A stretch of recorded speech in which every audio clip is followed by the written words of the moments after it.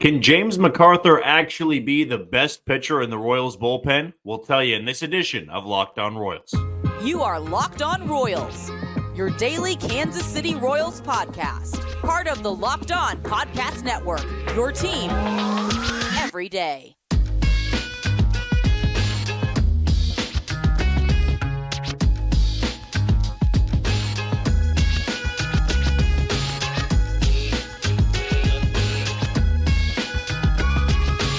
You are tuned into another edition of Locked On Royals on the Locked On Podcast Network. As always, I'm your host, Jack Johnson, and you can follow me on Twitter or X at JohnnyJ_15. That's at JOHNYJ_15. You also can catch us on wherever you get your podcasts. That can be Spotify, Apple Podcast, Amazon Music, Google Podcast. We're on Odyssey, and we're on YouTube. Just be sure to hit that follow button and subscribe. If you're a first-time listener, welcome in. We love new listeners here on the Locked On Royals channel.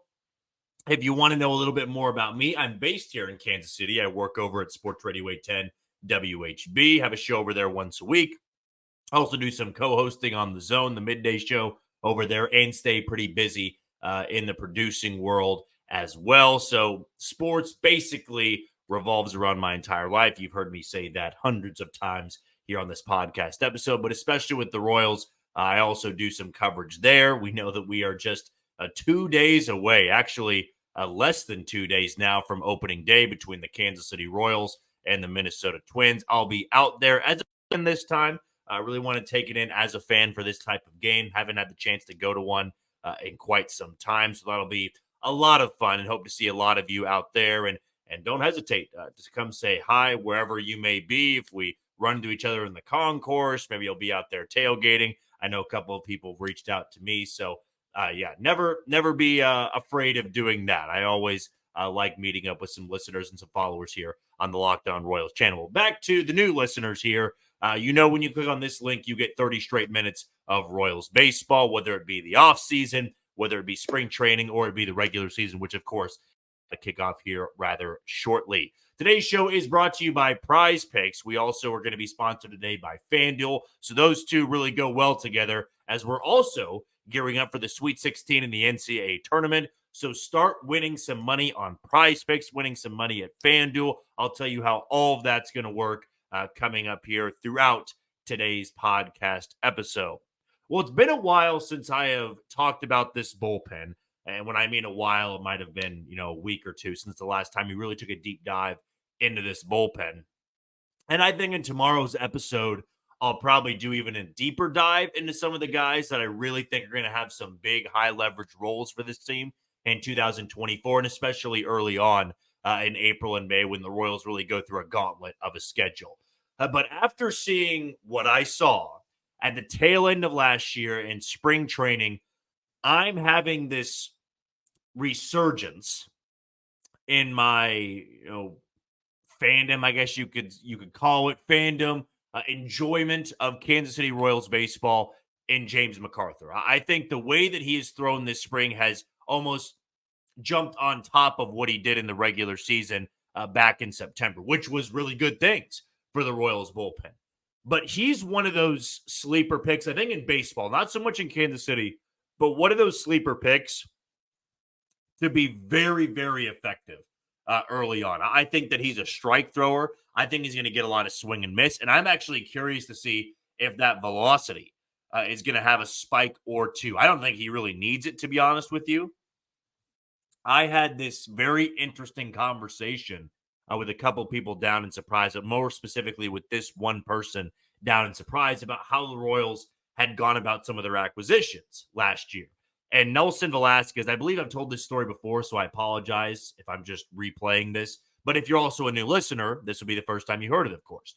But I remember asking about some of the guys they had brought in to Kansas City and the way they were acquired. Right? Was it scouting? Was it word of mouth? Was it one scout? Was it multiple scouts? Was it J.J. Piccolo that had identified this guy? Who was it that really found Nelson Velasquez, found Cole Reagans, found James McArthur? And I thought it was interesting because Nelson Velasquez, I was told, was seen purely off the eye test. Like Nelson Velasquez was this guy that had raw power A scout's eye sees him and goes, we need to get him to Kansas City, get him some regular bats. He's really going to be a big-time bat in the middle of the lineup to close out the year. Then Cole Reagans was a little bit of a mix. Like, you have the analytics department that thinks with the spin rate and a lot of the stuff you can look into with the data, the Rapsodo, stuff like that. That was 50-50 because you had that side of it, and then you had the eye test with Cole Reagans of just looking at him throw and going, I think there's a legitimate big league starter and maybe even a number one or number two in a rotation.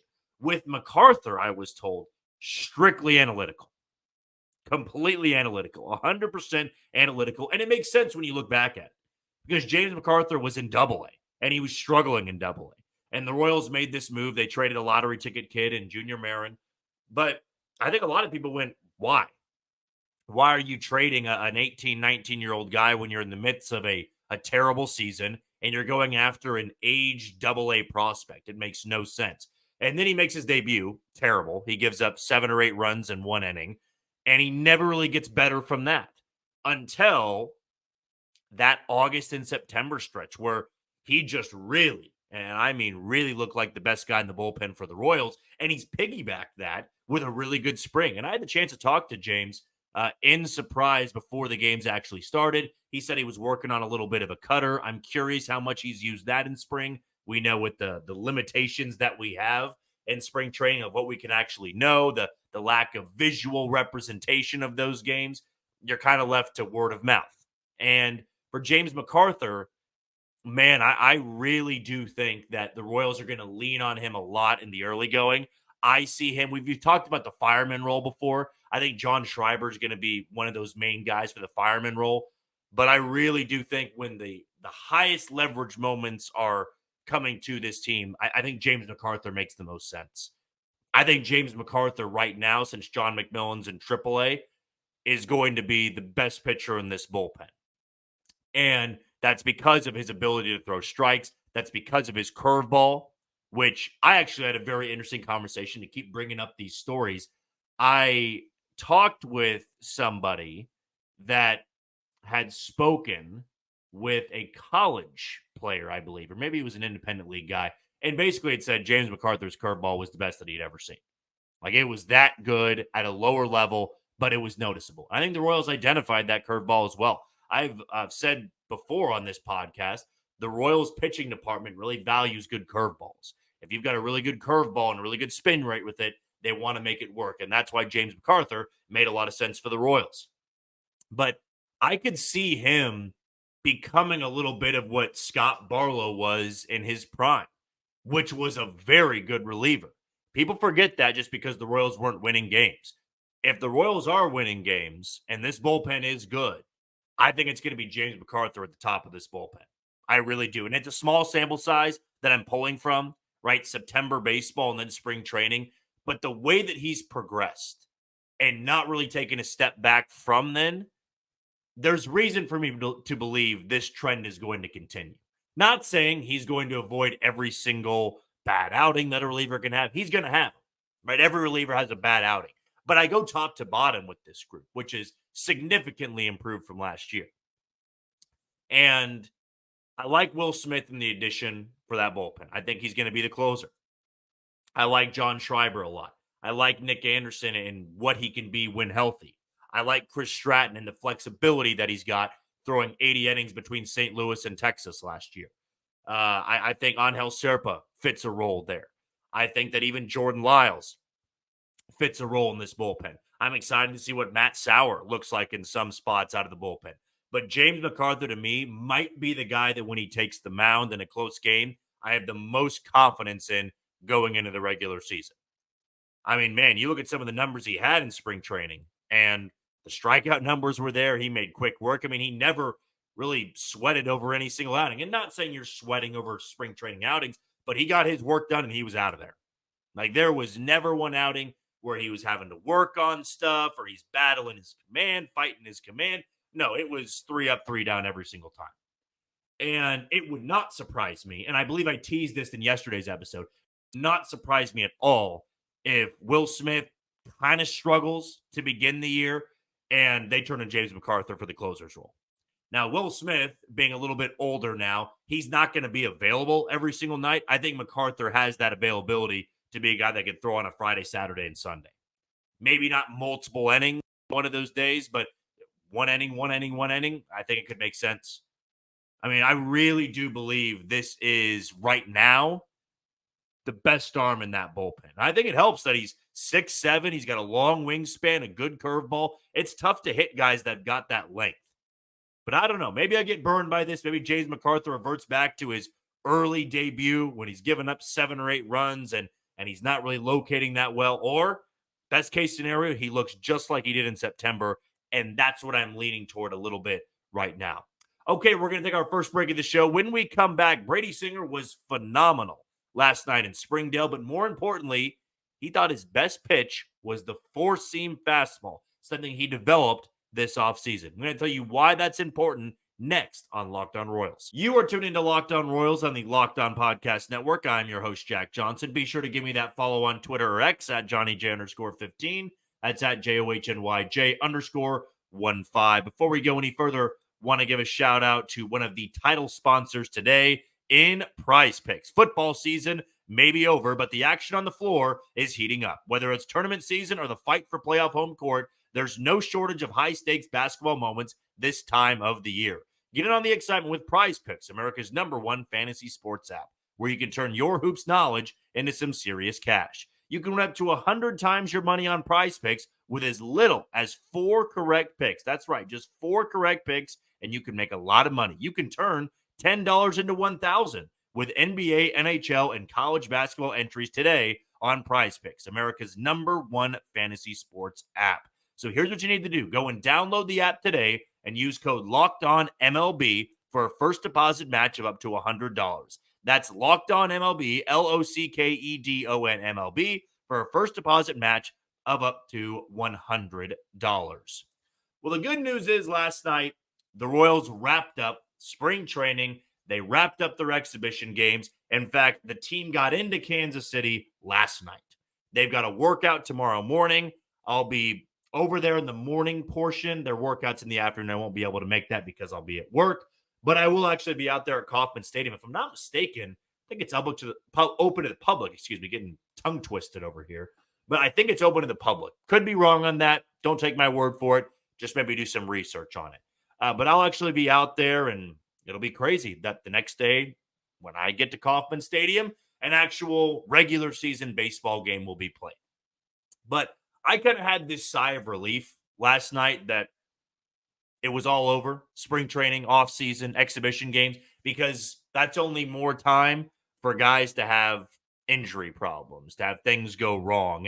And more specifically, that tail end of spring training. That's always the most pitting and anxiety-filled week that I have with the offseason, because you're so close. And when you've dealt with teams that have had injuries right at the buzzer, man, it takes the entire momentum out of opening day. I remember in 2021, again, I keep repeating stories. I know it's like deja vu for me. I know that I've told these stories before, but I know for a lot of Royals fans, you felt the same way about this. In 2021, after they had traded for Andrew Benintendi, they had signed Carlos Santana, they had signed Mike Minor, a lot of Royals fans had hope that things were going to be different. In fact, they brought Wade Davis back in. That felt a lot more nostalgic than anything. It wasn't like it was a great bullpen move. Gerard Dyson was back. I was like, oh, this feels fun to be ready to go for opening day. And then you get word that, Adalberto Mondesi wasn't really healthy. Right? Adalberto Mondesi had some oblique strain that was reported like the day after the final game. It was like, wow, we had gotten through all spring training and no injuries happened. But this year the Royals had some hiccups. Michael Massey dealing with a little bit of lower back tightness. John McMillan, Carlos Hernandez not really built up, but everybody else had made it through. Walker had a scare of getting hit by a Salvador Perez line drive or ground ball, whatever it is. Let's call it a comebacker. And he avoided any sort of IL stint. He'll be ready to go, and he'll pitch the first road game of the year for the Royals. But at Arvis Park, I think it is. I keep calling it Arvis Bank. At Arvis Park last night in Springdale, the Royals kind of played their minor league affiliate. It wasn't the Naturals. It was the Storm Chasers in the Naturals uniform, but then some Royals bullpen arms and some Royals reserves played for the Naturals. So it was kind of a mix and match, if you will. But the Royals, actually just the name itself, the Royals beat the Naturals 7-1, and in large part because Brady Singer was so sharp. And yes, it was against a AAA lineup. I mean, the starters for the Naturals were the starters for the Omaha Storm Chasers, and probably who you're going to see on opening day if you go out to Warner Park to watch Omaha. But I would say this. For those out there, oh, it's just a AAA lineup. Is it not better than the alternative? Is it not better than Brady Singer not throwing well against a AAA lineup? Like, I'm not going to take this and run with it and oh, Brady Singer was so sharp over 6 innings. He had 8 strikeouts, only 1 walk. Man, how does it get much better than that? Well, I just say, okay, well, what did he use? What were the pitches that he used? And some of the guys that were down there of One Royal Way, I promoted them a little bit in yesterday's podcast episode. Joel Penfield, Josh Kaiser, and Jordan Foote did an awesome job with coverage. They had a chance to talk with Brady Singer, and the 4-seam fastball is the pitch that he felt like he had really good command with. It was really working for him. And that was, yes, one of the pitches he was working on in the offseason. And that, to me, is so reassuring because it's coming off of a bad start for Brady Singer in spring training when they were taking on the Angels. I think that game was in Surprise. Brady Singer was not good. Not good whatsoever.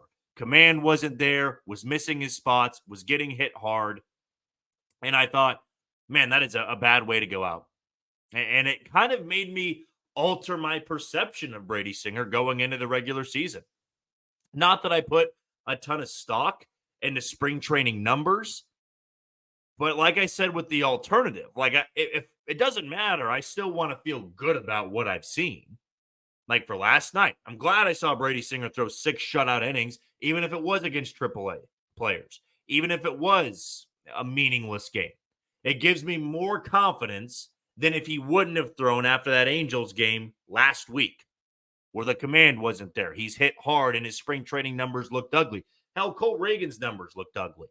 But there were better outings, and there was stuff that looked a lot better than Brady Singer's. For Brady Singer, what I wanted to see in his final start was just the utilization of those new pitches. Are you going to go to them?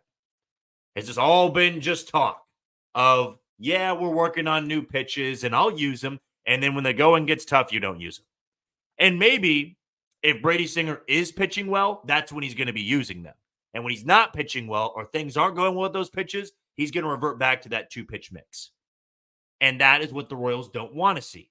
They want to see him fight through it of, if I am going to be at the best version of myself later on in the season, I'm going to have to take my lashing sometime when my stuff doesn't look that good.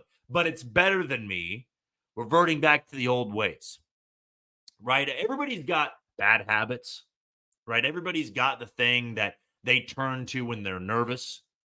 I'm somebody that bites my nails.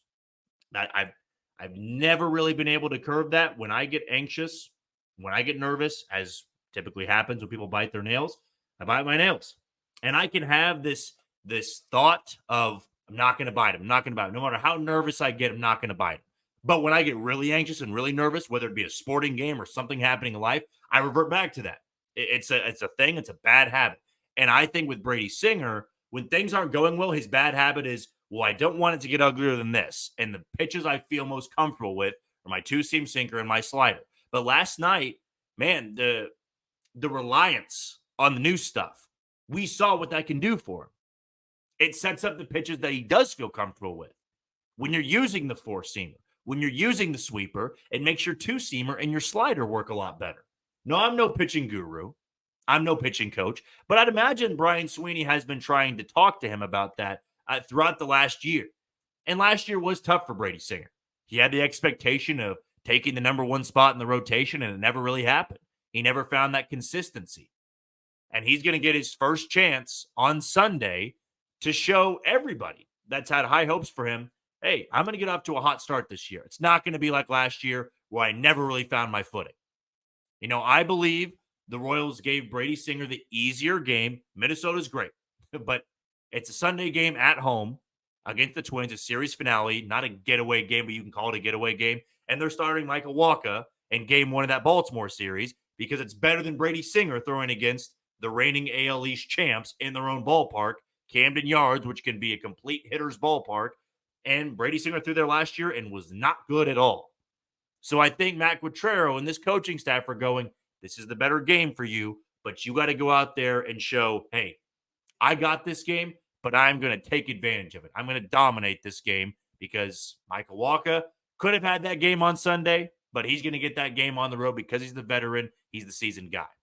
All right, before we move on to our final segment, want to give a shout out to Locked On Sports Today. It's here for you 24/7, covering the top sports stories of the day with the local experts of Locked On, plus our national shows covering every league. Locked On Sports Today, but you can't miss analysis, opinions, and news. And again, streaming 24/7 on YouTube or the free Amazon Fire TV channels app. Part of the Locked On Podcast Network, your team every day. For our final segment, the offseason is over. As I said, the exhibition games are done. The real deal starts on Thursday. What do we think about it? We'll tell you next on Locked On Royals. You are tuned into Locked On Royals on the Locked On Podcast Network. I'm your host, Jack Johnson. Give me that follow on Twitter or X at JohnnyJ_15. That's at JOHNYJ_15. Before we go any further, want to give a shout out to the other sponsor today in FanDuel. Say goodbye to busted brackets because FanDuel lets you bet on every game of the NCAA tournament. Whether you're betting on a big upset or a one seed, it's time to go dancing on America's #1 sportsbook. Right now, new customers get $200 in bonus bets if your first $5 bet wins. That's $200 to use on point spreads, money lines, and you can even pick who's going to win it all. Just visit FanDuel.com/lockedon and bet on college hoops until they cut down the nets. March Madness, as I've said time and time again, is one of the best times to start winning some money, but use that code that we give you guys. And baseball season, as we're about to talk about, is just hours away at this point, a little under 48 hours to go, but FanDuel is going to have great opportunities for you to win some money as well. Whether you're betting on a game, have some futures bet, go get it all set up with FanDuel right after listening to this podcast episode tonight. Well, as I said, we are under 48 hours to go before opening day. For a lot of you, for a lot of baseball fans, the best day of the year. The weather is getting better. The weather's supposed to be awesome on opening day for the Royals. I'm going to knock on wood for that because I don't want to jinx anything. I feel like weather's the easiest thing to jinx, but it's going to be mid to high 60s, sunshine. You get Cole Reagans, Pablo Lopez. What more can you ask for? I'm going to get out there early. I'm going to get my tailgating situation set up. I'm going to bring out a cooler.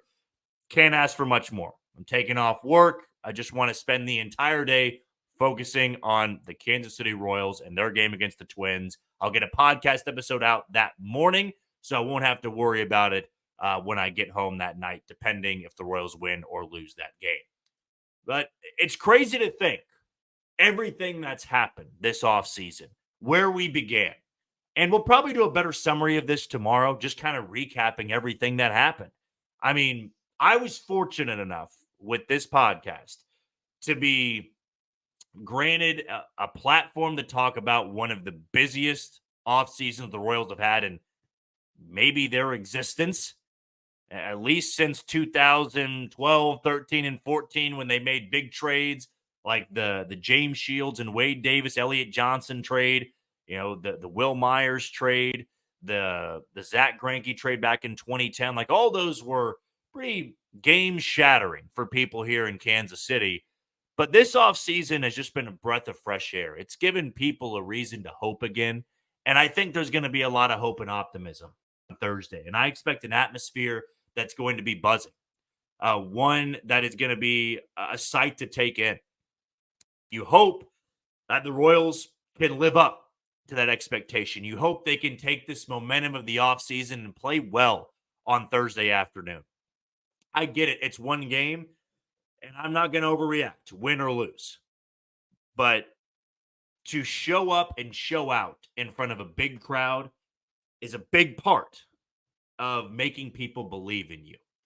And I go all the way back to November, I think I would say. And I was gearing up for these segments. And, you know, I tried to tell myself that there was going to be stuff to talk about. There was going to be fun stuff to talk about. But I also knew this podcast was not going to get popular unless the Royals did things that were interesting. I mean, let's all be honest here. You play the game of ratings. You play the game of popularity. A lot of it isn't even based on the content you decide to do. Like, I could have well thought out segments. I could do hypotheticals and have these interviews, but people were going to want to tune in and watch this podcast if the Royals were doing things that were interesting. And fortunately for me, they were. They went out there and signed two big name pitchers in Seth Lugo and Michael Wacha. You may not think they're big name pitchers. They were on the top 10 board for free agent arms. And the Royals in most years wouldn't have even glanced in their direction.